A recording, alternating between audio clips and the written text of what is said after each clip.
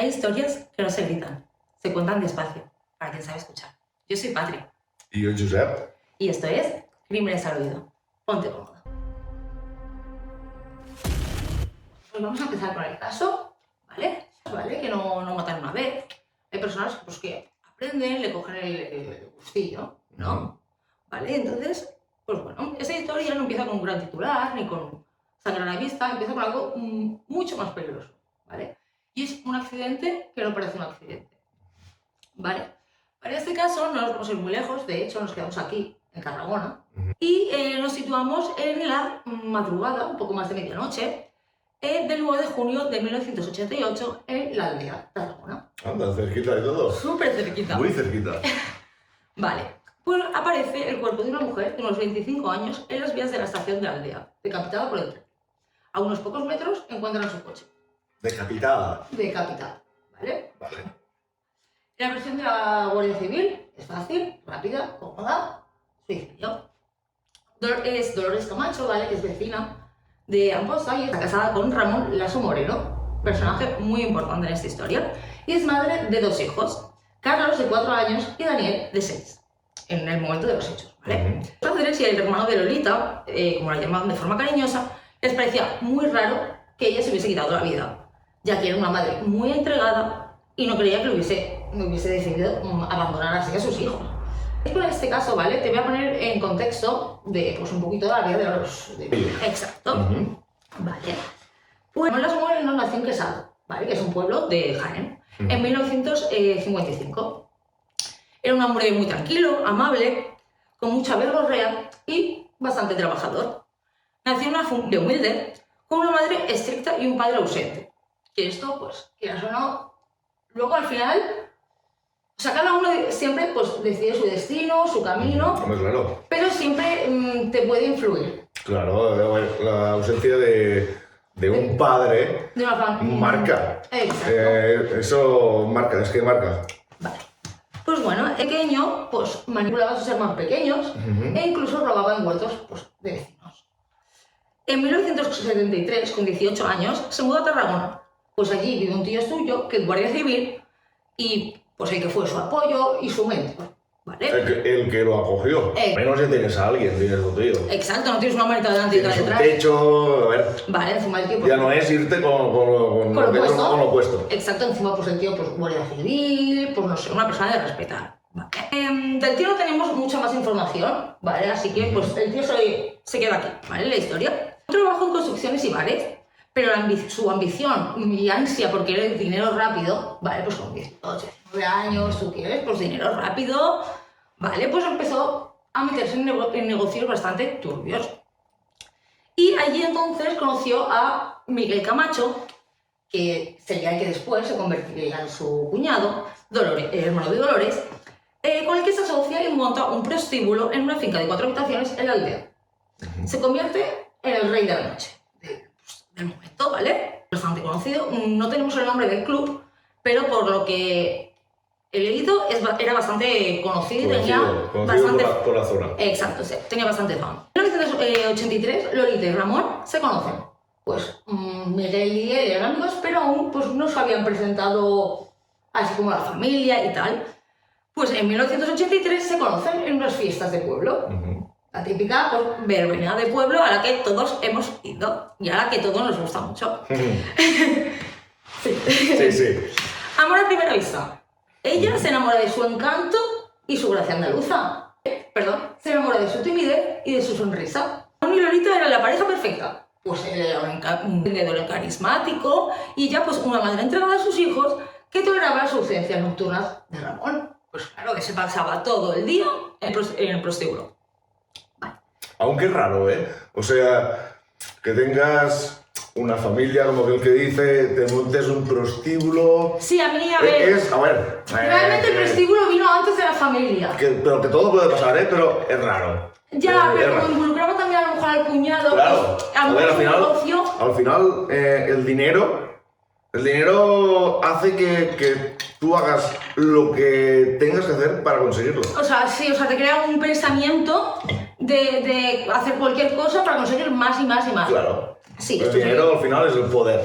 Sí, pero igual, todo tan rápido sube, rápido baja. Y más en estas edades. Después, ¿vale? Se enteraría de que el caso pues, le era infiel con varias mujeres, algunas de ellas prostitutas del mismo club. Pues se fueron escuchando por ahí varios chismes que las mismas prostitutas divulgaban. Y a ver, que al final la aldea es un pueblo muy pequeño que solo tiene, porque yo lo conozco, solo tiene una calle principal y todo lo demás son callecitas. Vale, pues imagínate ¿vale? en los Entonces, 80. Aparte de estos tiempos, lo que se hace, se ve. Siempre hay ojos. Es un pueblo y aquí lo que no corre... Bueno. Siempre hay ojos que te están viendo. Siempre. Lolita se enteró de que le era infiel y esto desató una pelea, una fuerte discusión entre Miguel y... hizo que Ramón creara muchos destrozos en el local y hizo que la sociedad que tenían juntos se cerrase, se terminase. Pero aún así Dolores siguió con Ramón. Claro, al pensar, yo creo que dijo, pues mira, se ha cerrado el local, pues a lo mejor ahora pues va a cambiar o... Esa creencia que tenemos yo le voy a ayudar. Esa creencia que tenemos a mujeres de querer salvar la vida. No sé, salvavidas. En ese momento conocieron una pareja, ¿vale? De su mismo pueblo, con hijos, con unas niñas, o sea, que tenían nenas, y se hicieron muy buenos amigos. Viajaron con ellos, compartían tiempo de ocio. De hecho, ¿vale? Ramón cada vez se acercaba más a Teresa Burgos, que era pues, la madre de esta familia, y comenzó una relación paralela para sorpresa de nadie. Mira por dónde. Para sorpresa de nadie. Para ese momento volvemos a meses antes a la muerte de Dolores, ¿vale? Esto estábamos contando por un poquito la vida, pues ahora volvemos a los meses posteriores a la muerte. Ramón... Recordemos que Dolores fue encontrada en las vías del tren, decapitada. Exacto, decapitada a causa del arrollamiento del tren. Del atropello. Exacto. Vale. Arrollamiento. Raro suena, ¿eh? Sí. Raro suena. Pues espera porque todavía el caso se va a poner muchísimo más turbio y muchísimo más entreliado. A ver. El marido de Teresa, del que no tenemos prácticamente datos, o sea, no sabemos ni nombre ni edad, ¿vale? Pero sabemos que sí que entrenaba, jugaba en un equipo de fútbol sala, ¿vale? Y entrenaba normalmente, pues, en la franja horaria de la tarde-noche, ¿no? Lo que reconocemos por la tarde-noche. Y pues era donde Teresa aprovechaba para tener esos encuentros esporádicos con Ramón. Lolita, harta de infidelidades, porque obviamente se volvió a enterar, ese sexto sentido femenino, que, ojo de loca, no se equivoca. ¿Cómo es eso? Que ese dicho dices, es que ¿cómo puede ser? Pero siempre, ¿eh? Siempre pasa. Siempre. En varias ocasiones intentó establecer relación con Teresa, una relación afectiva, amorosa, consolidadora, o sea, hacerlo público. Todo y eso con sus respectivas parejas. No, aquí ya... ¿Ya se habían separado ambas parejas? Teresa seguía con su marido, no hay ningún dato de que se haya divorciado, y Lolita ya estaba muerta, ¿vale? Claro, porque esto me he dicho que es... Vale. Tras la muerte de ella le propuso varias veces, ¿vale? La muerte de la madre, de Lolita, los hermanos son separados, ¿vale? El pequeño, Carlos, es llevado a Jaén con la familia paterna, con los padres de Ramón y hermanos de Ramón. Es llevado a Jaén y Daniel, el mayor, se queda con su padre. Que perdóname, pero es que hagan eso unos hermanos que acaban de perder a una madre. Me parece bastante... A ver, tú no puedes mandar uno para allí y otro para allá. Y además a todo esto añadir que en ese momento Carlos, con tan solo sus 4 años, no conocía apenas a la familia, su familia paterna. Porque él ya nació en Tarragona. Exacto. Claro. Y lo mandas ahí, con todo si lo tu capo, conocían, pero no tenían. Pues no, tío, joder. Y encima solito, claro, si me dices, pues bueno, se va el padre con él, o en el caso de que hubiese estado la madre, pero no, lo mandan solito así como busca de la vida. Pero bueno. En marzo de 1989, Ramón y su hijo disponen a pasar un día en el campo cerca de Tortosa. Era un domingo soleado, pues el típico día... Daniel, ¿no? Sí, el que se quedó. Vale. Pues el típico domingo soleado, así de esos que vienen ya, que se sienten aquí abajo. De películas. que es así caluroso, ya se siente que viene la primavera, el buen tiempo, el calorcito, ¿vale? Pues bueno, pasaron un día fantástico y en el camino de vuelta, Ramón es deslumbrado por un camión perdiendo el control del coche en una curva y cayendo por un barranco 20 metros abajo y estallando en llamas. O sea, lo que o sea, es total de película. El día perfecto, idílico, va y acaba con una catástrofe y vaya catástrofe. Él muere calcinado. Daniel muere calcinado. El niño muere calcinado. ¿Y el padre? Y Ramón es trasladado al hospital. Trasladado al hospital. Exacto. Y te voy a contar un poquito lo que dijo la hermana de Ramón en una entrevista sobre el momento en el que recibió la llamada para comunicarle, ¿vale? Exacto. Pues bueno, le llaman, le dicen que su hermano y su sobrino, que había tenido un accidente en el cual el pequeño había fallecido y que su hermano estaba siendo trasladado al hospital. Pues muy bien, pues ¿qué hace la familia? Pues coge la familia y se mueve hasta... se viene volando, aquí, claro. hasta Tarragona, claro. Qué buena noticia. Al haberle dicho que su sobrino había muerto calcinado y que su hermano se lo estaban llevando al hospital, pues claro, la familia de Ramón se pensaba pues lo peor, obviamente.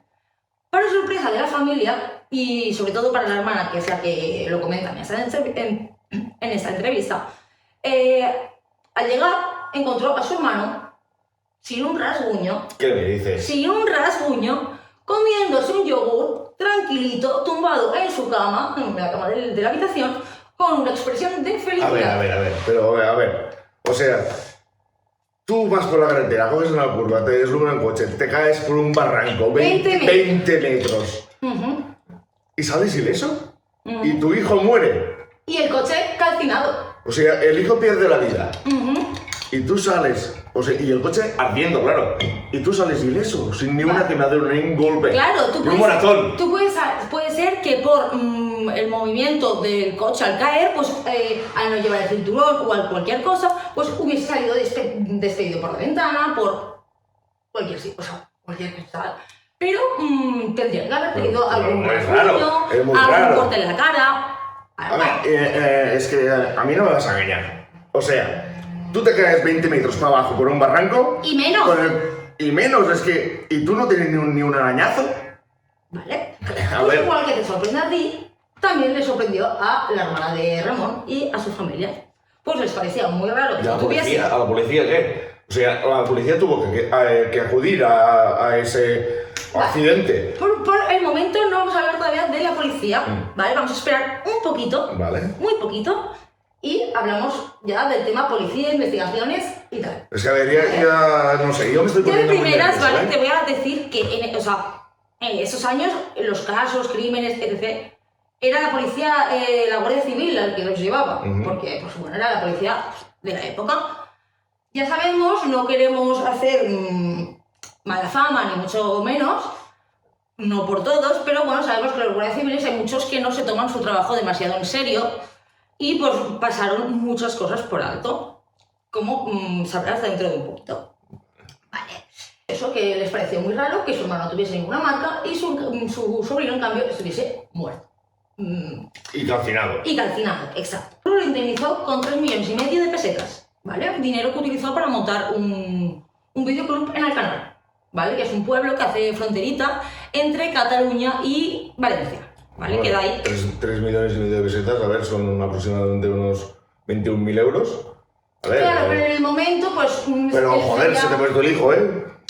A ver, al final nunca vas a poder, por así decirlo, recuperar el valor, porque una persona no tiene un valor monetario, pero bueno, pues le dieron 3,5 millones de pesetas, ¿vale? Aquí te voy a comentar una cosita, ¿vale? Que es que no sabía muy bien dónde meterla, ¿vale? Y es que Ramón, este coche que conducía, no era su coche que él conducía habitual, ¿vale? ¿Y de qué era? La cosa es que él fue a un concesionario a pedir un coche y no sé con qué de estos, pero bueno, se lo dejaron. Pues con algún contrato. Entiendo que sería como algo antiguo, pero con lo que conocemos ahora como un renting, a lo mejor, o sea, en plan como que se alquilaron, o no tengo información de eso, ¿vale? Pero el coche no era su coche. Por eso mismo, bueno, pues le indemnizaron, ¿vale? Claro, indemnizaron por el accidente porque no es su coche, pero indemnizaron a él, no al dueño del coche.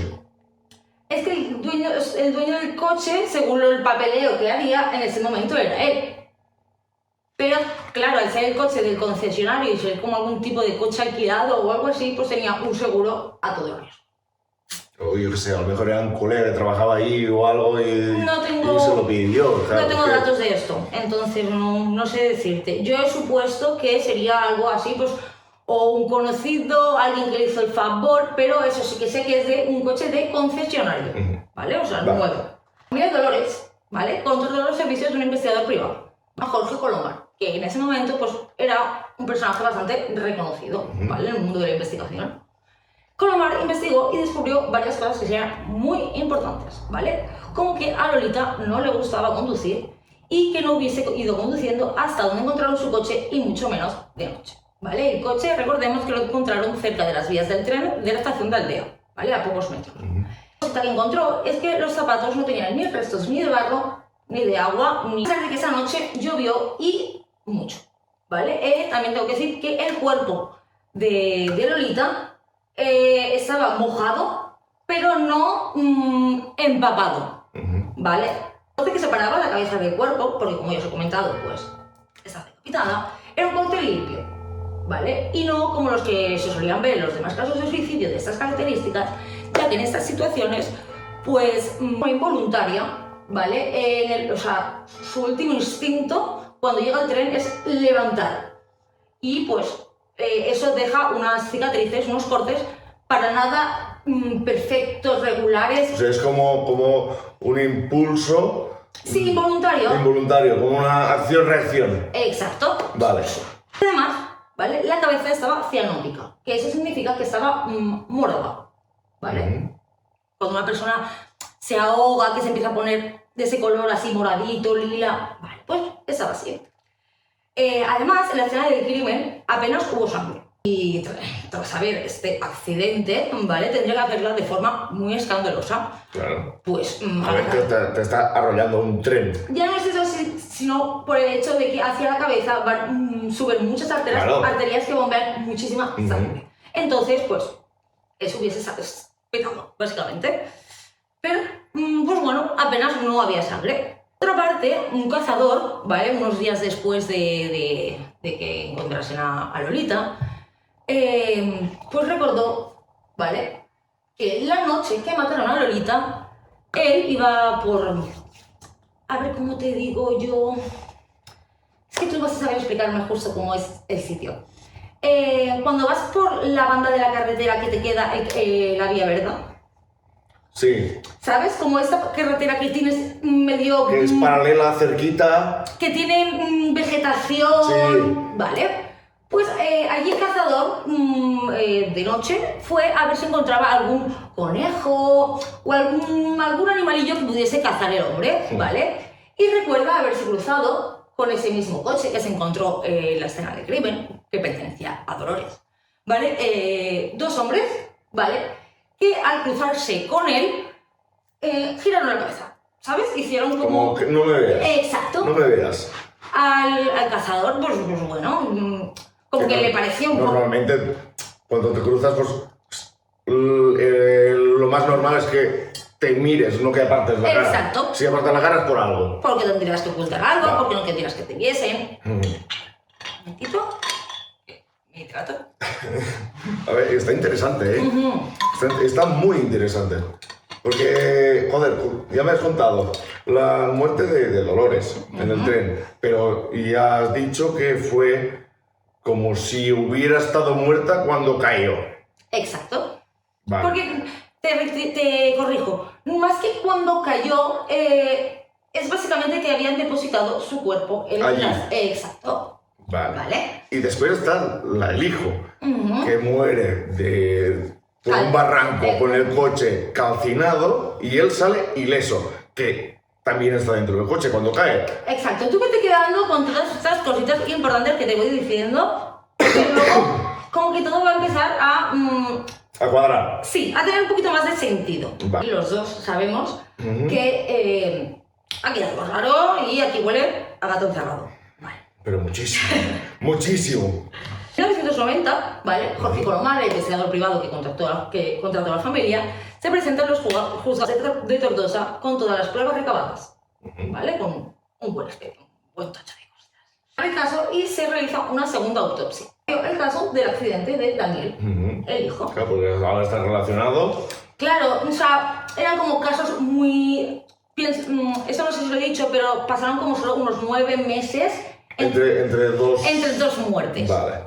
Claro, este investigador lo contrató a la familia porque, claro, a ver, pensaron, este hombre va a empezar a quitarnos a todos del medio, uno a uno. Claro, es que primero empieza por su mujer. Luego no tiene ningún tipo de remordimiento con un niño, con su hijo, su sangre, teniendo 6 añitos. Claro. Pues dicen, pues a lo mejor el cliente pues es el suegro o el cuñado que había tenido pues la discusión esta que te he contado. Sí, ¿no? Y a ver, que al final tú presientes, porque ya son 2 en 9 meses, en menos de un año, tienes 2 muertes de la familia y hay algo raro en este tío. Exacto. Hay algo raro, tú te lo hueles. Eso, en estos momentos, pasó de la Guardia Civil a la Policía Nacional.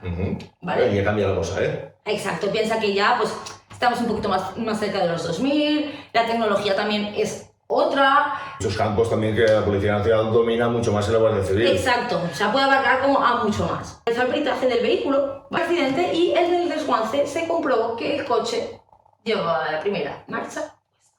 La primera. Un coche en un desguace 1 año y medio, el coche está prácticamente... inservible. A ver, pongamos las cosas sobre la mesa. Si tú tienes un accidente, te desplomas por un barranco 20 metros, el hijo muere calcinado y tú sales ileso, esto se tiene que investigar. Vale, pues bueno. El coche se tiene que investigar, a ver qué pasa ahí. Pues bueno, en ese momento... Hay un niño muerto. En ese momento la investigación ya estaba cerrada, entonces por eso te digo. Pero bueno. Nacional, ¿vale? También encontró en la zona del accidente, ¿vale? En el lugar del accidente, los tapones del depósito de aceite y el de la gasolina, ¿vale? Los encontró así, como entre la maleza, ¿vale? Porque al caer por el barranco, pues cayó en vegetación. Y pues los encontraron. Y pues ellos ya pensaron claramente que el coche fue incendiado en la carretera, puesta a la primera marcha y empujado hacia abajo del barranco. Y no, como había dicho Ramón, pues con ese accidente.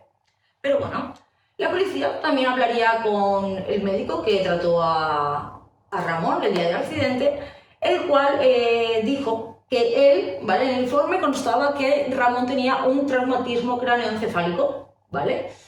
Pero él dijo que básicamente, que me parece un poco... A ver qué me van a decir ahora.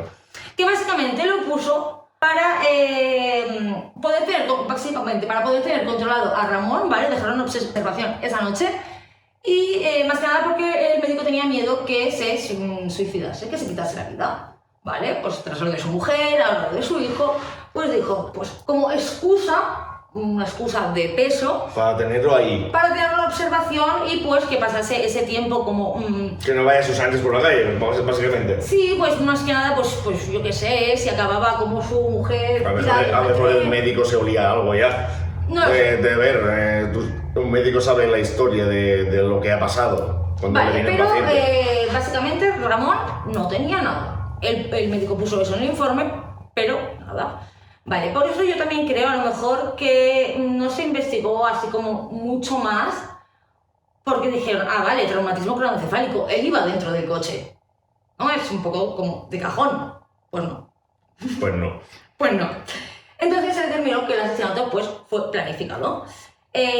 Como sospechaba la familia de Lolita, e incluso empezaba a sospechar la de Lasso, la de Ramón. Entonces, para 1993 empezarían todos los juicios, ¿vale?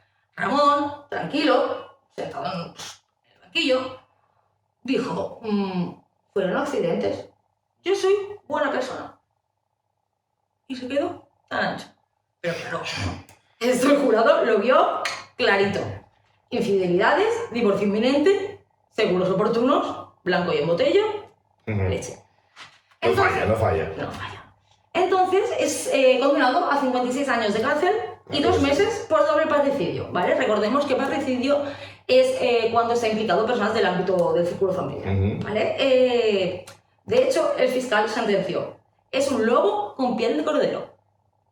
Adentro, tira para adentro, campeón. Exacto, pero ya sabemos que en España en los años 90 el Código Penal tenía muchas grietas y en 2001, tan solo 8 años después, tras buena conducta y bonificaciones, bonificaciones de la prisión, Ramón sale en libertad y vuelve a caminar libre. ¿Cómo puede salir a los 8 años? 8 años. De los 56, has dicho. 56 y 2 meses. De condena y sale a los 8 años por buena conducta.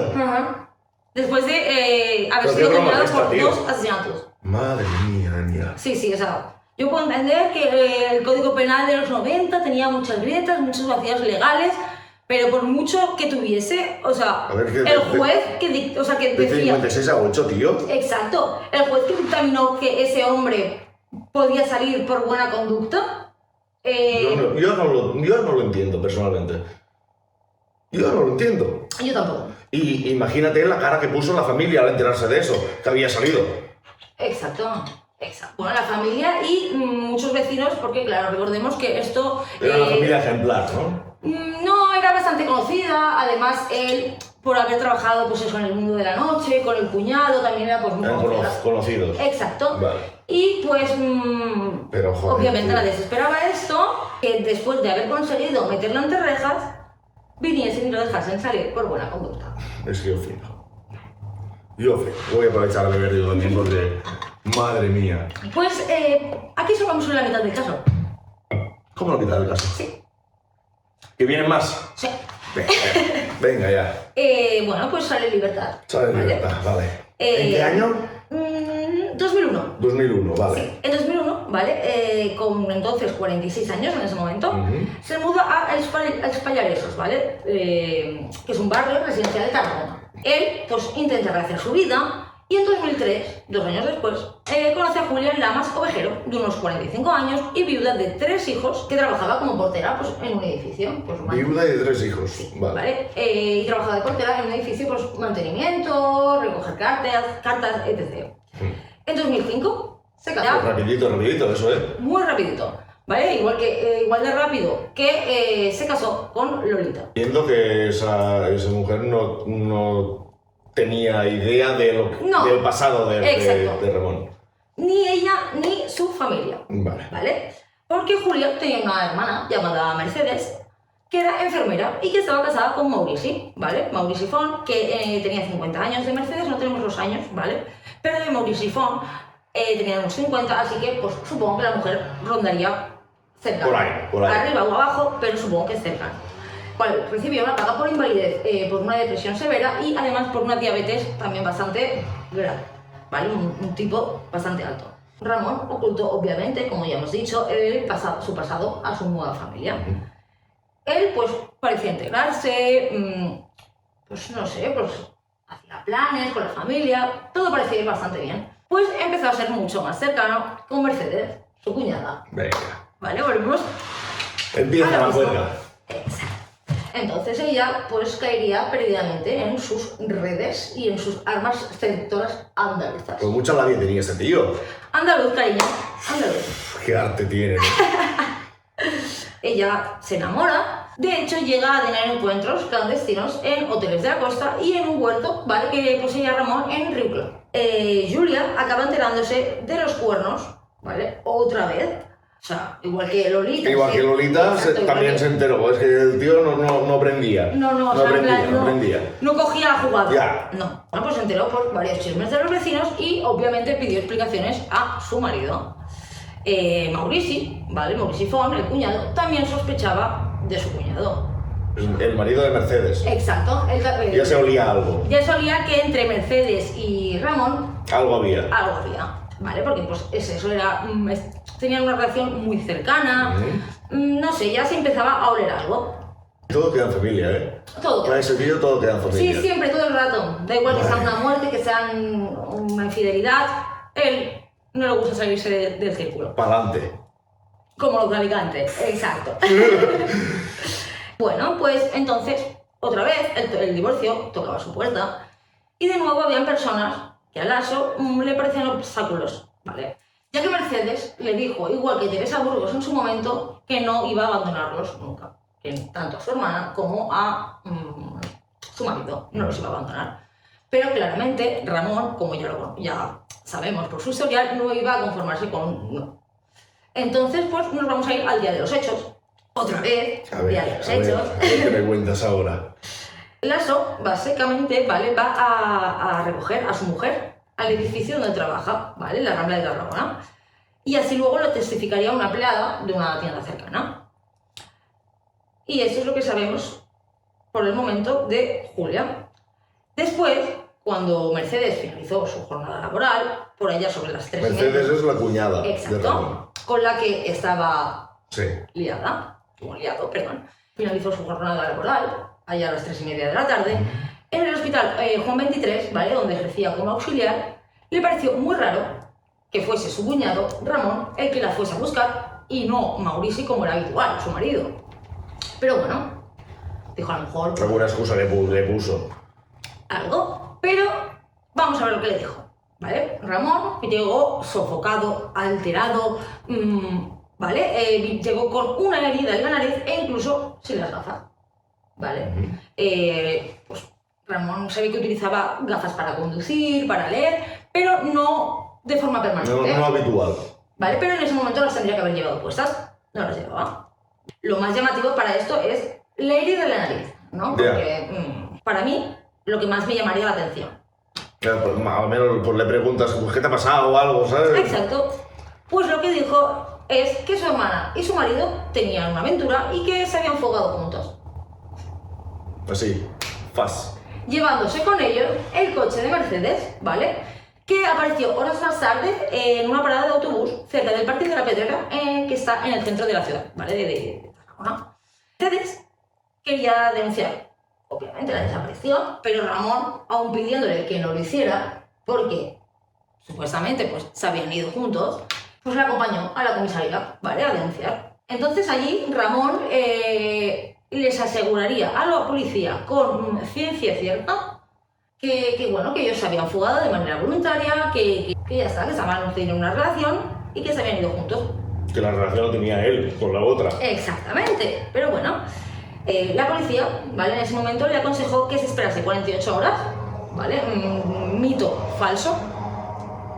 Es que esto de las desapariciones, 48 horas... Cuando desaparece una persona, se tiene que hacer lo más rápido posible. Claro las sí. primeras horas Claro son fundamentales. Claro que sí. Si tú no denuncias porque te piensas que, ay, es que ya vendrá, es que a lo mejor, pues mira, no me coge el teléfono por tal, o esa persona puede estar ya camino a muchos sitios desde donde haya desaparecido. Sí, sí. Eso contando que se le hayan llevado con vida, o sea, pues le recomendaron eso, que esperase. Que esperase en 48 horas. Al haberse, pues, al tratarse de una desaparición voluntaria y por ser mayores de edad. Yo aquí... Es que no lo entiendo. ¿Qué pasa? ¿Que por ser mayores de edad no puedes desaparecer? Lo estoy analizando y es que no lo entiendo. Porque, espera ¿qué? ¿A que te pase algo? A ver, dime yo qué sé, pues está de fiesta, está allí, vale, pero quiero saber dónde está. Quiero saberlo. Mercedes, pues siempre dudó que se hubiesen ido juntos, claramente. Pues claro, ella decía, es que son muy diferentes, son personas completamente opuestas. Pero bueno, hay veces que ya sabemos que los opuestos se caen. Claro. Pero bueno, ella decía que no podía ser. Además, pues no se habían llevado ningún objeto personal. Y a ella lo que más raro le parecía es que Maurici no se hubiese llevado su paquetito de insulina, claro, ya que era dependiente de ella. Claro. ¿Vale? Y los diabéticos siempre suelen llevarse pues incluso neveritas y tal, porque tienen que mantenerse en cierta temperatura, claro. Exacto. Pues chito de cositas de la diabetes. Estaba allí. O sea, es lo que... Por lo que ella decía, es que no puede ser, ¿vale? Y ella pues empezó a sospechar muchísimo de Ramón, ¿vale? Porque recordó en una ocasión haberle dicho que mientras ellos estuviesen, no iba a estar con él, ¿vale? Entonces, ella empezó a tener miedo de que ella misma hubiese desencadenado esa situación. Que con esa frase hubiese sido como el detonante Para que él hiciera... Claro, porque, chica, se lo puedes decir también de otras formas. En plan, mientras ellos estén. A ver. No, y claro, yo qué sé. O sea, que tiene la cabeza para otro lado dice, vale, pues esto es una indirecta para que... Adiós, muy buenas. Exacto. Vale, pues entonces Ramón se convierte en el primer sospechoso. Fue interrogado varias veces y él se mostró colaborador, muy simpático y de hecho acusó a Mercedes mentir, ¿vale? Dijo que no, que él... De que las acusaciones eran falsas. Exacto, que él no tenía nada que ver, que él desconocía completamente dónde se encontraba. Que son paranoias de la otra... Exacto, que él no sabía dónde estaban ni Julia ni Maurici, lo siento. No... Lo desconocía. ¿Vale? De hecho, en uno de los interrogatorios, Lasso reveló que su cuñado, Maurici, había llamado a su madre desde Morella a Castellón, donde vivía el hijo mayor de Julia de una relación anterior, y le dijo que no se preocupara, que había empezado una nueva vida y que Julia había encontrado un nuevo trabajo en una residencia de ancianos. El diario de Tarragona, ¿vale? También recibió una llamada, supuestamente, de Fon, de Maurici,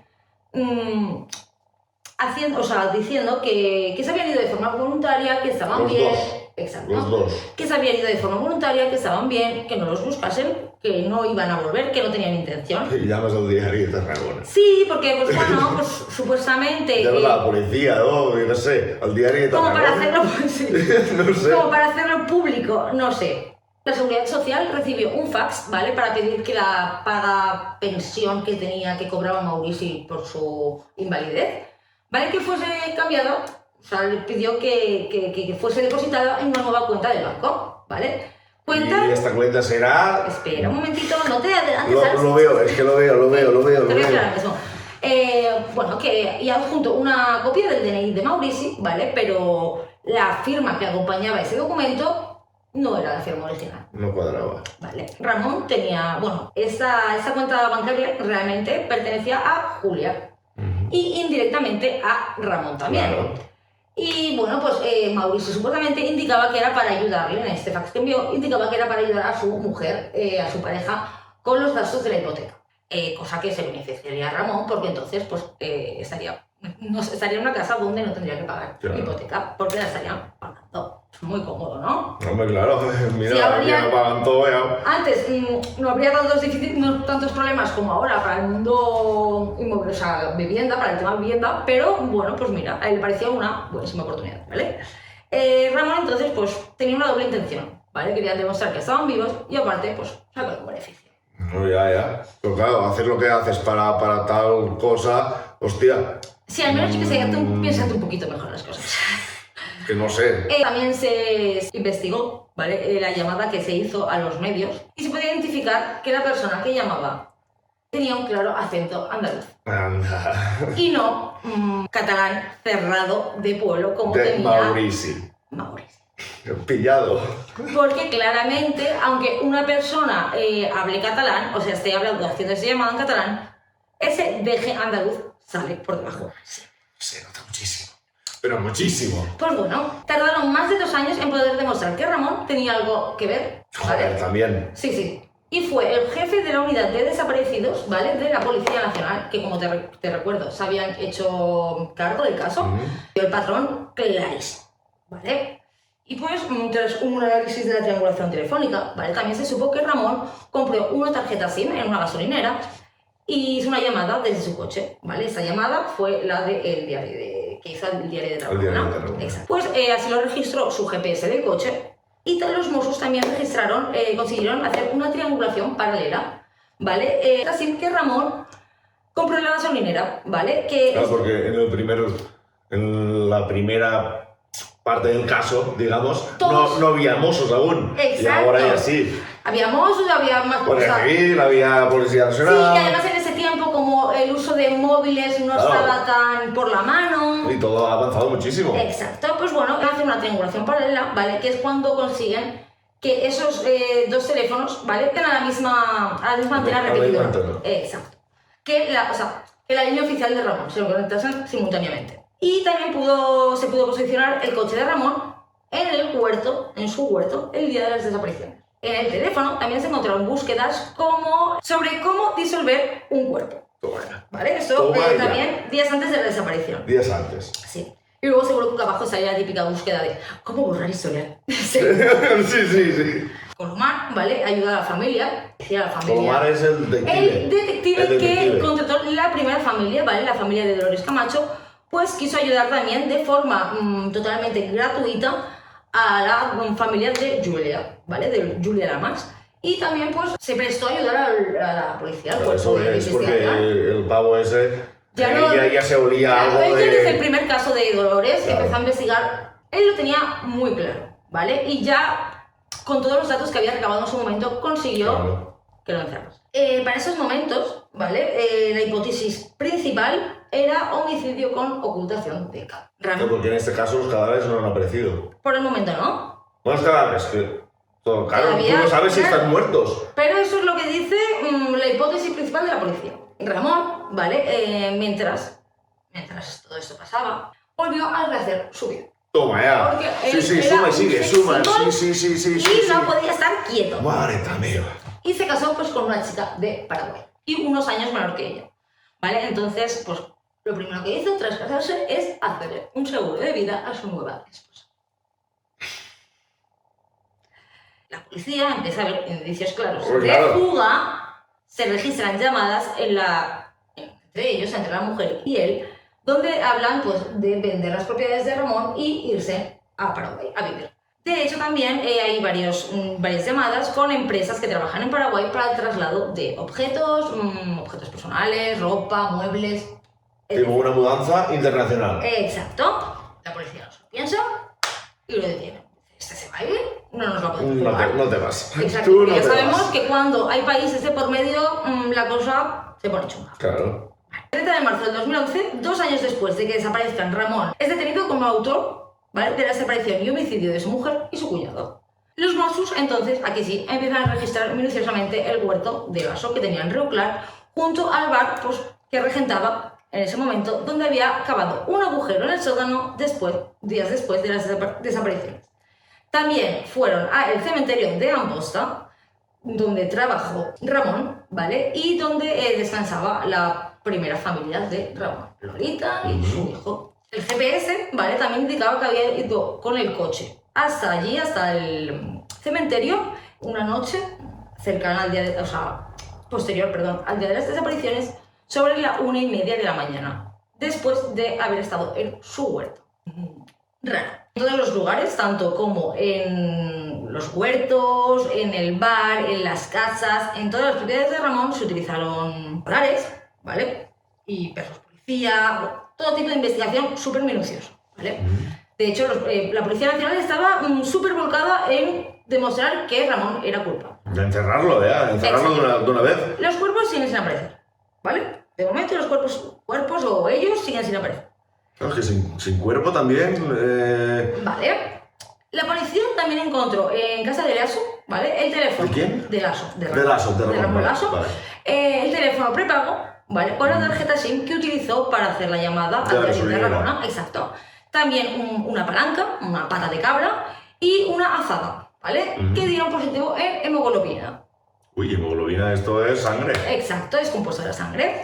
Y aunque no se pudo sacar el ADN, porque estas herramientas estuvieron 2 años en un taller, en un patio de intemperie. Y pues no se pudieron sacar suficientes muestras como para compararlas con el ADN de Julia o Maurici. El 14 de octubre del 2014, con 59 años, se presenta en el juicio como víctima, pero muy desafiante. ¿No hay cuerpos? No hay delito. No hay cuerpo, no hay delito, sí. Exacto, no hay crimen.